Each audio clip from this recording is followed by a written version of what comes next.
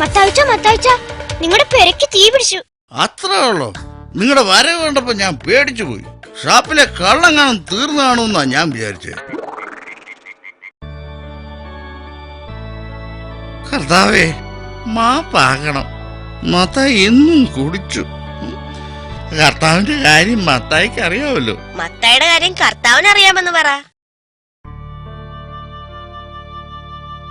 പള്ളിയച്ചനെ കൊണ്ട് മത്തായിച്ചന്റെ തലയ്ക്കൊന്ന് പിടിപ്പിക്കണം. ഓ, അതും ചെയ്തു നോക്കി. ഇനി വല്ല കഴുത്തിന് പിടിക്കുന്ന അച്ഛന്മാരും വരണം. കരിസ്മാറ്റിക്കിന് പോയി ഒത്തിരി പേരുടെ കള്ളുകൂടി മാറ്റുന്നുണ്ട്. നമുക്ക് ആ വഴി ഒന്ന് പരീക്ഷിച്ചാലോ? എന്താന്ന് വെച്ചാ ചെയ്യടാ. ആദ്യാനെ നിങ്ങളൊന്ന് കെട്ടിയെടുത്തോണ്ട് പോ. എങ്ങനെയെങ്കിലും ഈ നശിച്ച കൂടിയൊന്ന് മാറി കിട്ടിയാ മതിയായിരുന്നു.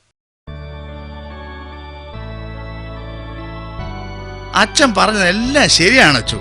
ഞാൻ കൂടി നിർത്താം. പക്ഷെ മത്തായി 10 വയസ്സ് തുടങ്ങിയ കൂടിയാ. ഒരു ദിവസം അല്പമെങ്കിലും ചെന്നില്ലെങ്കിൽ ചത്തുപോകും അച്ചു. ആയിക്കോട്ടെ മത്തായിച്ച, പക്ഷേ ഷാപ്പിൽ കയറി കുടിക്കരുത്. വീട്ടിൽ വെച്ച് മാത്രം. അത്രേ ഉള്ളൂ അച്ചു. എന്തുമാത്രം കുടിക്കാമെന്ന് കൂടെ അങ്ങ് തീരുമാനിക്കണം. 1 കപ്പ് കള്ളു കുടിച്ചോളൂ. അതിന് കൃത്യമായി ഒരു സമയവും നിശ്ചയിച്ചിരിക്കണം. ഒരു കാര്യം ചെയ്യൂ മത്തായിച്ച, വിളക്ക് കത്തിക്കുമ്പോൾ മാത്രമേ കുടിക്കാവൂ. അത്രേ ഉള്ളൂ അച്ചു. ഞാൻ ഇനി പുതിയൊരാളായിരിക്കും. ഞാൻ ഇനി നേരിന്റെ പാതയിലായിരിക്കും. കരിസ്മാറ്റിക്കിന് പോയ ചെന്നായടാ. മത്തായച്ചൻ ആളാകെ മാറിയിരിക്കുന്നു. അച്ഛന്റെ മുമ്പിൽ കുരിശു പിടിച്ച് സത്യം ചെയ്തു 1 കപ്പ് കള്ളേ കുടിക്കുള്ളൂന്ന്. കർത്താവ് രക്ഷിച്ചു. ഞാൻ കുടി നിർത്താൻ പോകുന്നു. ഇനി എന്നും 1 കപ്പ് കള്ള് മാത്രമേ ഞാൻ കുടിക്കൂ. കർത്താവിന് സ്തോത്രം. സ്വർഗമേ നന്ദി.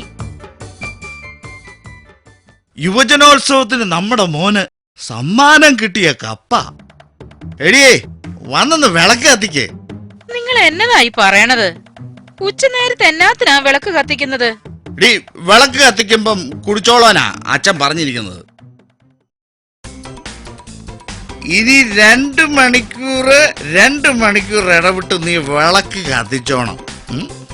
ഞാൻ ഇവനെയും കത്തിച്ചോളാം.